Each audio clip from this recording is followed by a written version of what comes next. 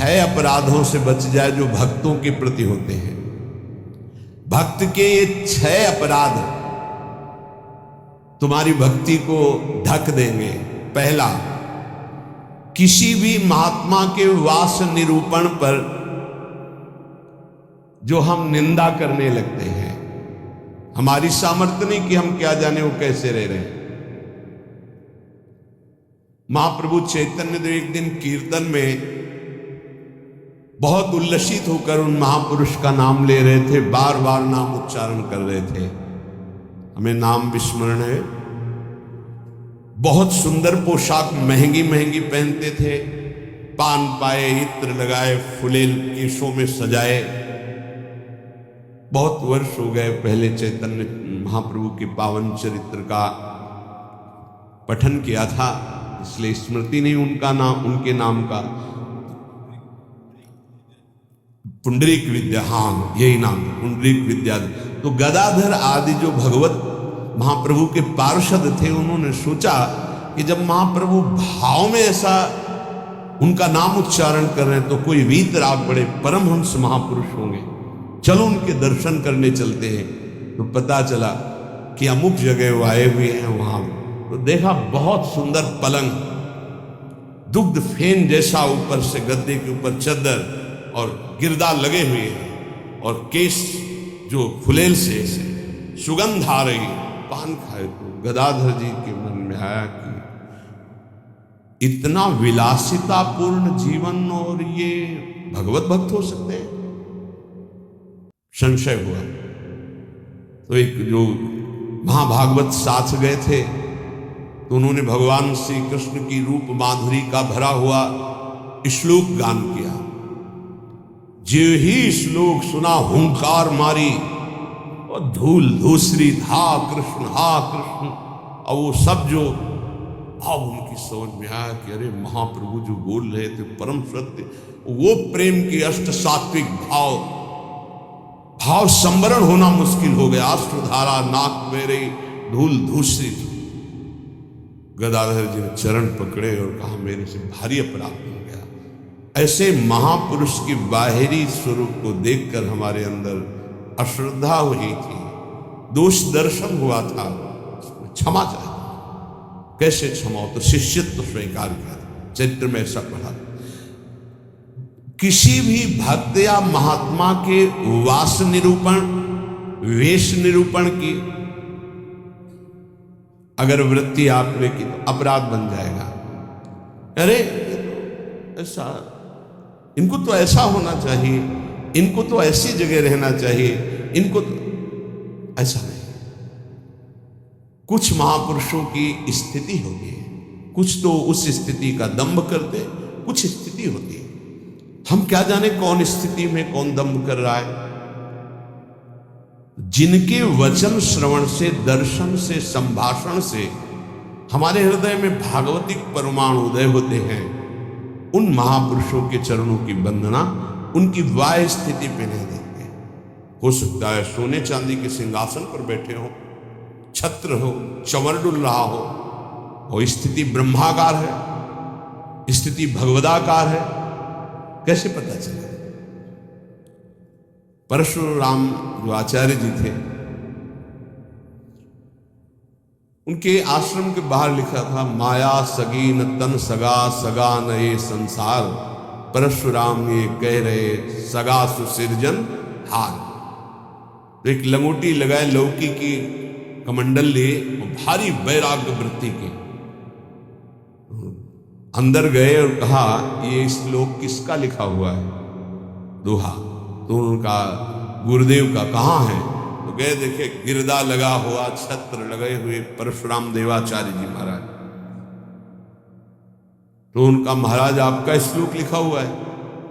बोले हाँ। तो बोले केवल लिखा हुआ है या है आप में? क्योंकि उनको गर्व था कि मैं लंगोटी लगाए लौकी का, और ये तो वैभव संपन्न महात्मा है। बोले लिखा है माया सगी न तन सगा, सगा न ये संसार। आपने कहा सगा जो सृजनहार, हम तो सब माया ही देख रहे हैं।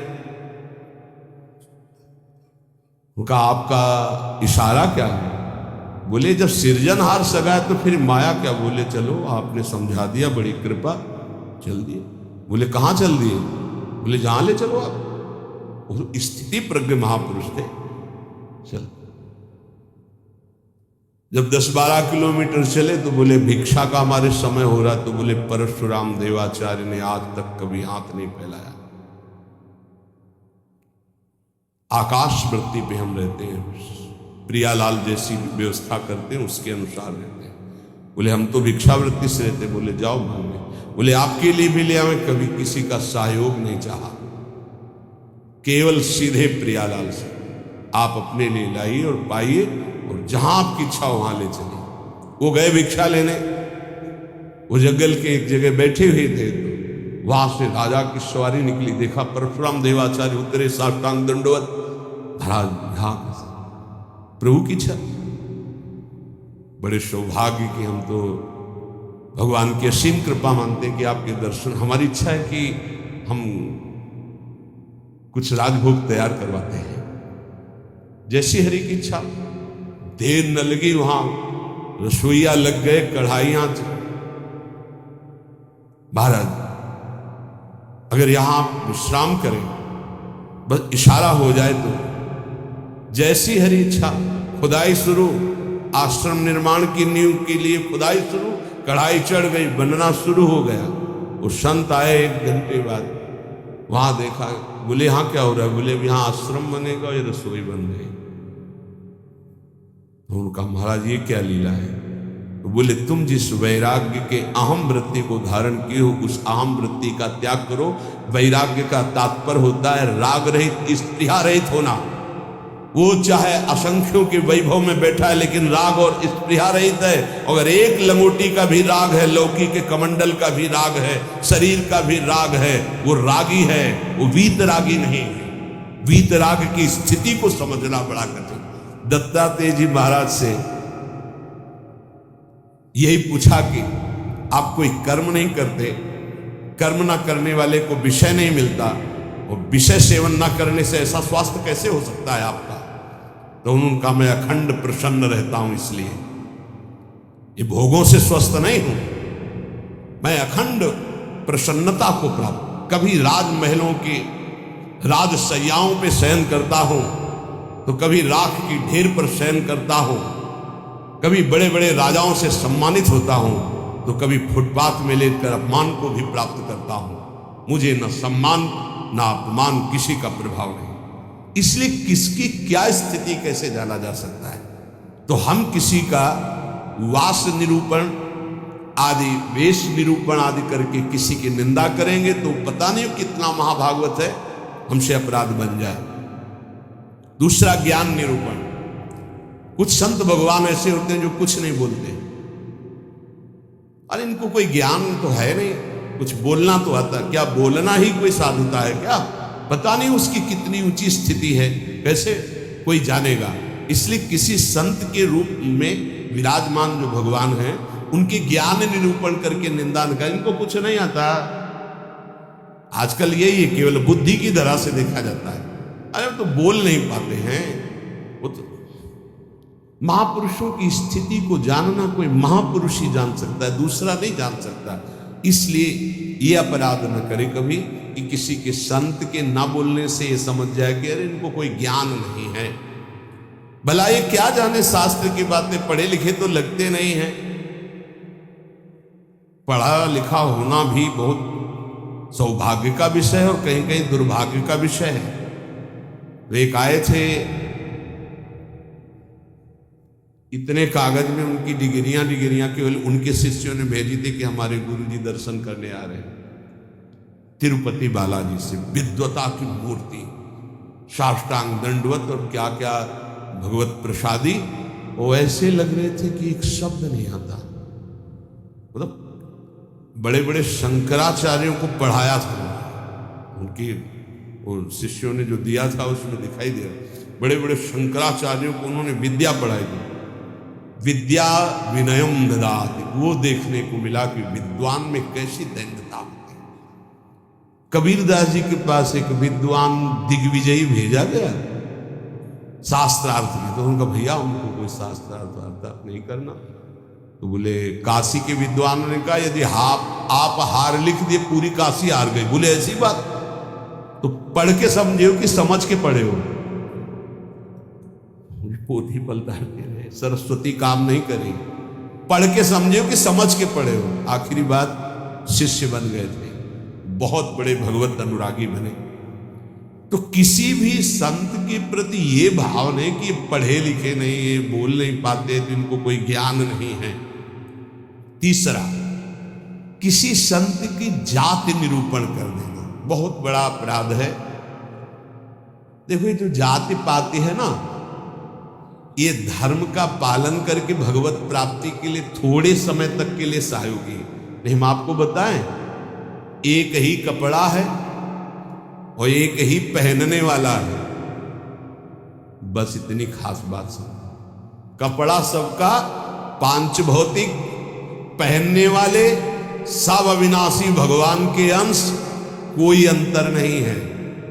बस अंतर बनाया गया है इस अंतर को मिटाने के लिए कि हम साधन पद्धति से अपने अपने धर्म का पालन करते हुए परम धर्म भगवान को प्राप्त। लेकिन जो परम धर्म में स्थित है, भागवत धर्म में, उनकी जाति निरूपण नहीं करना चाहिए कि ये तो सुना है कि अमुक जाति के संत हैं, बड़ा अपराध होता है, बड़ा अपराध। ऐसा कभी नहीं करना चाहिए। हाँ, चरण रज लेके माथे पे लगा, अहो वत्सो पचतो गरियान्य जिभ्या के वर्तते नाम तुभ्यम। देखो राजसू यज्ञ में पूर्णता स्वपच वाल्मीकि की पूजा करवा कर श्री भगवान ने इसीलिए करवाई, इसीलिए करवाई। सब बड़े बड़े महापुरुष आए थे, लेकिन दैन्यता की मूर्ति भगवत भाव में निरंतर डूबे हुए स्वपच वाल्मीकि जी की आराधना करवाई कि पूर्णता उन्हीं से हुई। जो दैन्य है वो महाभागवत किसी जाति पक्ष से नहीं देखा जा सकता। अरे तो ऐसा जो देखेगा तो उसके सुकृत नष्ट हो जाएंगे। पूज्य बाबा। चौथा, वृत्ति निरूपण। ये तो पढ़े ही रहते हैं, हमने कभी इनको माला लिए तो देखा नहीं, और कुछ भजन ध्यान तो करते नहीं है, इसलिए तो केवल हमें लगता है कि बस खाते पीते हैं इसी में, और कोई भजन। ये हमने संतों को देखा। एक संत भगवान 8 बजे सुबह उठते थे गंगा नहाने के लिए, 8 बजे सुबह। पर वो एकांत में तो लगता 8 बजे सुबह गंगा स्नान करते हैं, प्रायः 3 बजे स्नान हो। तो एक दिन जिसमें वो शयन करते थे उसमें गए, काफी बड़ा था, एकांत में आसन की। आज इनकी वृत्ति देखेंगे क्या है। बहुत ही गंभीर मुद्रा में वो रहते थे, पर प्रायः पूरे आश्रम में था कि ये प्रमादी हैं, सोते रहते हैं। 11 बजे तक उनको जगते पाए, जहां सब लेटे उनको उठ के बैठे। वो लेट गए थे, उठ के बैठ गए। 3 बजे तक बिल्कुल एक आसन पर, 3 बजे फिर लेट गए, 8 बजे सुबह। संतों को जानना बड़ा कठिन है, उनकी क्या दिनचर्या है, वो कैसे भाव में रहते हैं। केवल बाहरी व्यवहार देख करके उनकी निंदा कर देने से सुकृत नष्ट हो जाएंगे, भक्ति ढक जाएगी। स्वरूप निरूपण। ये महात्मा में तेज तो है नहीं चेहरे में, ये तो ऐसे ही मालूम देते हैं कोई साधु तो नहीं, क्योंकि चेहरा नहीं बता रहा। नहीं, ऐसा नहीं है। अगर महात्मा की पहचान करनी तो तुम्हें महात्मा होना पड़ेगा। महात्मा बनकर ही महात्मा को पहचाना जा सकता है, दूसरा नहीं पहचाना जा सकता। बाहर से किसी के रूप को देखकर थोड़ी तुम जान सकते हो कि रूप तो आप गौर से देखिएगा, किसी किसी की मांस भक्षण करने वाले का भी चमकता रहता है। मलाई रबड़ी खाने से भी रूप चमकने लगता है, थोड़ा सा संयम रखे तो उससे भी चमकने लगता है। अब वो महात्मा किस कोटि का भजन कर रहे हैं, कोई रूप से थोड़ी महात्मा का लेना देना होता है। अब श्रीधर बाबा की छवि जब लगे तो आप देखना, लंगोटी है, हड्डी हड्डी दिखाई दे रही, गाल चिपकी हुई, आंखें धसी हुई। आपको पता है, खुद देखे हुए हैं कि 24 घंटे भजन में मगन। तो किसी महात्मा के रूप को देख करके ऐसा कोई रूप निरूपण करेगा तो उससे अपराध लग जाएगा। और प्रायः ध्यान नहीं दिया जाता ऐसा। धातु निरूपण, भगवत विग्रह पाषाण का है कि ये धातु का है, सामने पूछे ये पत्थर के भगवान है कि इसमें अष्ट धातु के। घोर अपराध बुद्धि। भगवत विग्रह सामने नहीं, भगवत विग्रह साक्षात अर्चावतार भगवान है भाव उसमें। ये नहीं कि सामने जाके पूरे संगमरमर के बने हुए कौन सी धातु के बने हुए भगवान है, ये अपराध। धातु निरूपण भगवत विग्रह या भगवत भक्त के पास, जैसे है वैराग्य में धातु स्पर्श निषेध किया गया है, या तो सन्यास में नारियल का पात्र और वैष्णव जनों में रज का पात्र। धातु के पात्र के प्रयोग का निषेध है वैराग्य। लेकिन जो महापुरुष है, मान लो उनको सोने की थाली में पा रहे हैं, उनकी क्या स्थिति है। अब हम देख करके अपने वैराग्य का वहां भाव थोपे, वो स्थिति उनकी क्या है। वैराग्य का भाव थोपे तो फिर अपराध बन जाएगा। किस स्थिति में कौन महापुरुष है जानना मुश्किल है। सबको भाव से नमस्कार करके हम अपने भाव को सुरक्षित रखते हैं। तो वास निरूपण, ज्ञान निरूपण, जाति निरूपण, वृत्ति निरूपण, स्वरूप निरूपण, धात निरूपण। वृत्ति निरूपण में ये भिक्षावृत्ति तो करते नहीं, केवल भंडारा खाते हैं। आपको क्या पता किसकी क्या स्थिति है, वो कैसे। संतों की लीला भगवान जानते हैं, या तो वो संत जना दे तो जाने। अपने लोग इसकी परवाह करते हैं क्या। कहीं कौन से अपराध ऐसे बन जाते जो हृदय को कठोर कर देते। इसलिए शांत। ब्रज में मुझे एक महात्मा मिले थे, उन्होंने मुझे कुछ उपदेश दिए। मैंने उड़िया भाषा में अपनी डायरी में लिखे थे। उन्होंने उपदेश दिए कि अगर ये आपके अंदर भाव आ जाएगा, लक्षण आ जाएंगे, तो आपको भगवान अपनी तरफ से आके दर्शन दे देंगे। बड़े महात्मा थे। बाबा ने उड़िया भाषा में अपनी डायरी में लिखा था, उसका हिंदी लिपि में यहां वर्णन है। पहला, भजन करते हुए अपने को सबसे दीन मानना। अपने आप भगवत साक्षात्कार हो जाएगा। भजन करते हुए अपने को सबसे दीन मानना, इससे कोई अपराध ही नहीं बनेगा, कोई अपराध नहीं बनेगा। लिख लेना चाहिए। भजन करते हुए साधक को अपने को सबसे दीन मानना, सबसे। आदेश त्रणादपि सुनिचे। दूसरा, किसी से भी कपट पूर्वक वार्ता व्यवहार ना करना। निष्कपट व्यवहार करने में क्या जाता है। अपने भगवत मार्ग के पति के, चाहे गृहस्थी हो चाहे विरक्ति हो। कपट का मतलब होता है अंदर कुछ और है, बाहर आप कुछ और दिखा रहे हैं। ये नहीं होना चाहिए। जो अंदर वो सीधे बाहर, जो बाहर बोल रहे हैं वही आपके अंदर चलना चाहिए। मोहि कपट छल छिद्र न भावा, भगवान कहते हैं। तो कैसे दर्शन दे देंगे आप कपट पूर्वक व्यवहार करते। निष्कपट व्यवहार, कपट पूर्वक व्यवहार ना करना, ये दूसरा। तीसरा, अपनी जिह्वा से कभी असत्य भाषण ना बोलना। इसका बहुत नारायण स्वामी जी ने भी इस पर बहुत जोर दिया था कि जिस जिह्वा से नाम जप करके झूठ नहीं बोलना चाहिए, तभी नाम सिद्ध होगा। नाम तभी सिद्ध होगा। नाम सिद्ध होने का तात्पर्य बिना प्रयास के चले। ये सत्य भाषण भगवत स्वरूप है।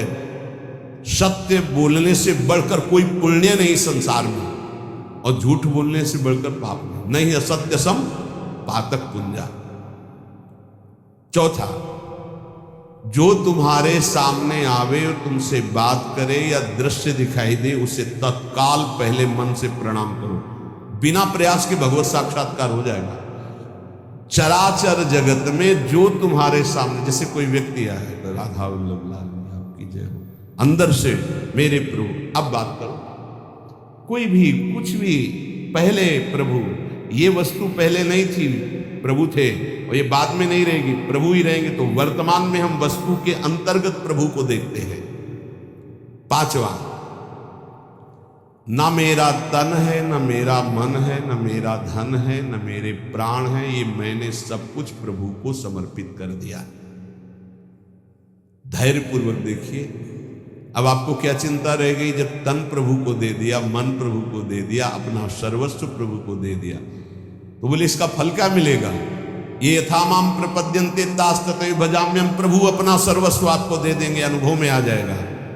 प्रभु अपने आप को दे देंगे, अति उदार करुणा वरुणालय प्रभु। अगर आप थोड़ा सा भी अपनापन करेंगे तो उनका थोड़ा सा अपनापन बहुत बड़ा होता है। अपने तन मन धन सर्वस्व पर अपना अधिकार न करके अपने प्रभु का अधिकार। छठवां, एकमात्र पूर्ण श्रद्धा अपने आराध्य देव में, मेरी लाडली, मेरे प्रियालाल। सातवां, सदैव पराधीन रहना। अगर गुरुदेव के अधीन हो, इष्ट देव के अधीन हो, तो माया तुम्हें अधीन नहीं कर पाएगी। अगर इष्ट देव और गुरुदेव की अधीनता स्वीकार नहीं करोगे तो माया अधीन कर लेगी। हमेशा अपने को पराधीन देखना कि मैं स्वतंत्र नहीं हूं, ये तन मन प्राण इष्ट देव गुरुदेव को समर्पित है, मैं वही करूंगा जो आज्ञा कर रहे हैं, उनके विपरीत नहीं कर सकता। अब आप देखो, विपरीत करते हो कि आपको याद आता है कि मेरा शरीर गुरुदेव की धरोहर है, मैं इसके द्वारा कोई अनाचार दुराचार कोई गलत चेष्टा, मेरा मन गुरुदेव की धरोहर है, इष्ट देव की धरोहर, इससे हम गलत चिंतन नहीं कर सकते। मेरा धन गुरुदेव की धरोहर, इससे हम गलत व्यवहार नहीं कर सकते। मेरे प्राण गुरुदेव को समर्पित, इसलिए हर श्वास मंत्र जपेंगे, बिना बुलाए भगवान दर्शन दे जाएंगे। आठवां, आराध्य देव के सिवा अपना कोई नहीं है, ये हृदय में बैठा लेना। अपने वास्तविक है तो आराध्य देव ही अपने हैं। नवां, अपने आराध्य देव के अनन्य चिंतन के सिवा और कोई चिंतन ना होने पावे। दसवां, अपने आराध्य देव से जो गुरुदेव ने संबंध दिया है, हर समय उसकी स्मृति रहना। क्या रहती स्मृति? मैं श्री जी की सखी हूं, दासी हूं, उनकी परिचर्या में हमारा जीवन समर्पित है, मैं उनकी दासी हूं। कभी सोचते हो आप? सोचो, तुम्हारा संबंध हो चुका है। कोई ऐसे नहीं कि तुम्हें केवल सोचना ही है, तुम्हारा संबंध हो चुका है, तुम्हारा पाणी ग्रहण हो चुका है। श्री जी ने तुम्हारे पाणी को स्वीकार कर लिया, ग्रहण कर लिया है। उसके साक्षी हैं गुरुदेव। गुरुदेव ने पाणी ग्रहण कराया है, प्रिया प्रीतम को हमारा हाथ पकड़ा दिया है। हम अपने संबंध, दसवां है, अपने संबंध को हर समय अपनी स्मृति, मैं प्रियालाल की हूं, मैं प्रियालाल की हूं, मैं प्रिय सखी हूं लाडली जू की। ये 10 भाव रखो। अब जैसे हमारे अपना भाव बताया, तो जो दास है वो दास भाव को देखे, जो सखा है वो सखा भाव को देखे, जो गोपी गोपी भाव को देखे। अपने स्वरूप को संबंध से चिंतन करना। हमारा स्वरूप क्या है? सहचरी बपू, मैं श्री जी की निज दासी हूं। कई बार दिन में आता है आप लोगों के, कितनी बार सोचते हैं हम, जबकि यहां हर चेष्टा करते हुए उसी भाव में रहना है। अगर ये 10 भाव हृदय में आ गए तो कह रहे हैं किसी भी तीर्थ में जाओ या ना जाओ, कोई और साधन करो ना करो, तुम्हें भगवत साक्षात्कार हो जाएगा। पहला फिर सुन लीजिए, अपने को भजन करते हुए सबसे दीन मानना, किसी के साथ भी कपट का व्यवहार ना रखना, सदैव सत्य भाषण बोलना, चराचर जगत का कोई भी वस्तु व्यक्ति सामने आवे अपने प्रभु का भाव करना, अपने तन मन धन प्राण सर्वस्व को अर्पण कर देना, मेरा अधिकार नहीं, नाथ सकल संपदा तुम्हारी, मैं सेवक समेत सुत नारी। अर्पण का मतलब ये होता है भाव। छठवां, अपने आराध्य देव में ही पूर्ण श्रद्धा समर्पित हो जाना। सातवां, पराधीन रहना इष्ट के, गुरुदेव के। आठवां, आराध्य देव के ही अनन्य चिंतन में लगना, आराध्य देव की सिवा कहीं अपनापन न होना। नवा, चिंतन करते करते तन्मय स्थिति आ जाए तो उसे सही माने में चिंतन कहा जाता है। सामने ललित त्रिभंगी लालजू और प्रियाजू की बाह श्री लालजू के गले में है। मनोमृणाल भूषण भूषित भुज श्यामंश पर दिखाई दे रहा। अब हमारा चिंतन चल रहा, गाढ़ चिंतन, युगल सरकार, इसे कहते हैं अनन्य चिंतन। अभी आंख खोले हुए भी वही है, मूंदे हुए भी वही है, सेवा करते हुए भी वही है, एकांत में बैठते हुए कहां हो, जरा देखो स्थिति कहां है। यदि आप किसी भी तीर्थ का अवगाहन करते हुए 10 बातें आप में नहीं हैं तो उसका फल आप ग्रहण नहीं कर पाएंगे, क्योंकि अपराध कोई न कोई बन जाएगा। हम आपसे सत्य कहते हैं कि कल्याण आपके चिंतन से होगा, इन बातों को स्वीकार करने से होगा, भागने से नहीं होगा कि हम यहां चले जाएं, हम वहां चले जाएं तो कल्याण हो जाएगा। अगर आपका आंतरिक चिंतन इन बातों में है तो आपके अंदर वो सामर्थ्य जागृत हो जाएगी कि आप प्रभु को देख सकते हैं। इसलिए जो सत्संग है उसे बार बार सुना जाए, उसका मनन किया जाए और अपने हृदय में धारण किया जाए तो हमारा इसी जन्म में अंतिम जन्म माना जाएगा और भगवत साक्षात्कार हो जाएगा। जहाँ तक गुरु कृपा से प्रयास है, कथन श्रवण करके यही प्रयास है कि संसार की असत वृत्तियां छूटे और भगवत प्राप्ति हो जाए। हमें भी, आप सबको भी। जिनको ये नहीं चाहिए तो भूल मत करना, यहां कुछ लाभ नहीं मिल पाएगा, यहां नहीं मिल पाएगा। यहां लाभ अगर मिल पाना है तो एकमात्र अध्यात्म का लाभ मिल सकता है। यहां कोई आशीर्वाद, ये भीड़ लगाना कि हम कोई जादूगर हैं, कुछ चमत्कार कर देंगे, तो बिल्कुल कुछ नहीं होने वाला। आप तुम्हें हाथ उठा कहते हो जाए, तुक्का लग जाए तो तुम्हारे पुण्य, पक्की बात समझ लो। तुक्का लग जाए कि आप कामना करके आए, कामना की पूर्ति हो गई तो आपके पुण्य, हमारा कोई उसमें लेस मात्र भी सहयोग नहीं है। पुण्य आए वृंदावन धाम संत दर्शन के, आपकी भावना, आपकी कामना पूर्ण हो जाए, वो आपका भाव। हमारा लक्ष्य है भगवत प्राप्ति। अगर आपके हृदय में भगवत प्राप्ति की लालसा है और आप आगे बढ़ रहे हो तो हम हृदय से आपका स्वागत करते हैं और हमारी प्रियालाल की कृपा वृत्ति आपको उठाती चली जाए और आप इस संसार, राग, आसक्ति, ममता, चिंता, शोक, मृत्यु, भय, इससे ऊपर उठे। बस हमारी आशा ये है, जो प्रयास है सत्संग का या एकांतिक का, उसका फल केवल ये भगवत संबंध दृढ़ हो जाए, भगवत प्राप्ति हो जाए। और जिसको ये लक्ष्य नहीं है तो हमें लगता है कि समय बर्बाद न करे, दूसरी जगह खोज ले जहां उसकी मनोकामनाएं पूर्ण होंगी। यहां नहीं हो सकती। बिल्कुल समझ लीजिए, यहां कामनाओं का नाश होता है, कामनाओं की पूर्णता नहीं। यहां कामनाओं की निवृत्ति होती, कामनाओं की पूर्ति नहीं। यहां यदि हम कामनाओं की पूर्ति की भावना लेकर के आएंगे तो शायद है कि तुम्हें असंतोष हो जाए। बिल्कुल पक्की बात समझो। और कामनाएं अगर पूर्ण होती हैं तो वो कोई खास बात नहीं है। जन्म जन्म से सब कामनाएं भोगते चले आ रहे हैं। एक कामना जागृत हो जाए कि मुझे भगवान की प्राप्ति करनी है, तो हमारा सत्संग सार्थक, हमारा एकांतिक सार्थक, हमारा जीवन सार्थक। इस संसार का नाम मृत्युलोक है, यहां सबको मरना है। सीधी बात सुनो, मरना है, आज नहीं तो कल, कल नहीं तो परसों, चाहे बीते बरसों, अंतिम परिणाम शरीर छूटना है। जब शरीर छूटना है तो सब कुछ छूटना है। तो इसलिए हम इसका महत्व नहीं रखते। दुख सुख भोग कर समय काट लो, राधा राधा राधा बोलो और जन्म जन्मांतरों के पापों का नाश करके परमानंद में निमग्न हो जाओ। हमारा लक्ष्य यही है।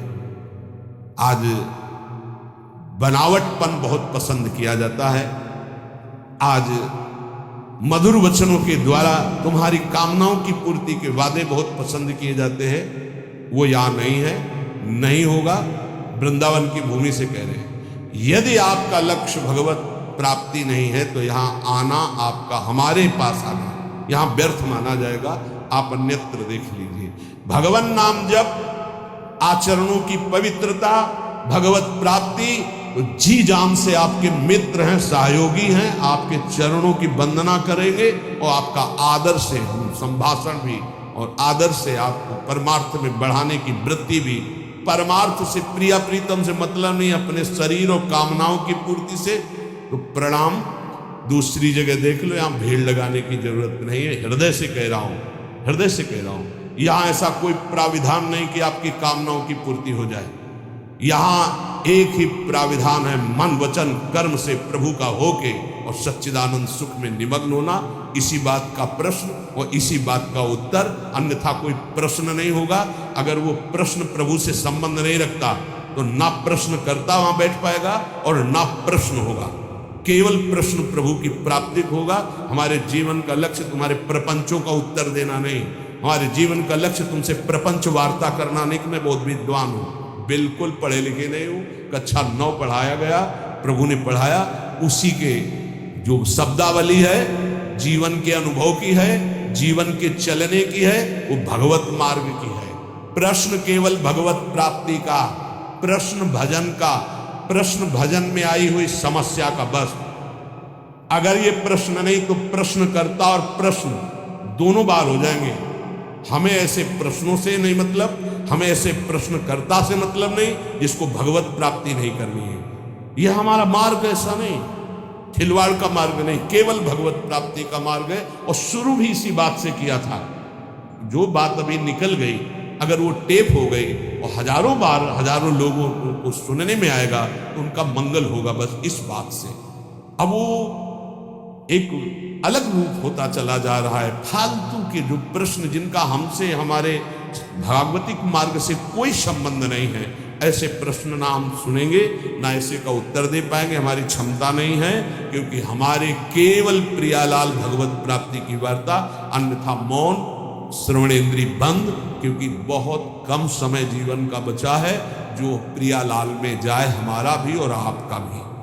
पता नहीं है कौन सी श्वास आखिरी हो। व्यर्थ के प्रपंच में समय नष्ट करना यह बर्दाश्त नहीं। इसलिए भगवत प्राप्ति के मार्ग में चलने वाले उपासकों का स्वागत है। जो हृदय में है, जो गुरुदेव प्रताप है, उसमें साझा है आपका। यदि भगवत प्राप्ति नहीं तो राधा वल्लभ श्री हरिवंश, भीड़ लगाने की जरूरत नहीं। हम अयोग्य हैं, हम आपकी कामना पूर्ण नहीं कर सकते, हम आपके प्रपंचों का उत्तर देने लायक नहीं हैं। आप कहीं और स्थान देख लीजिए। श्री राधा वल्लभ लाल की।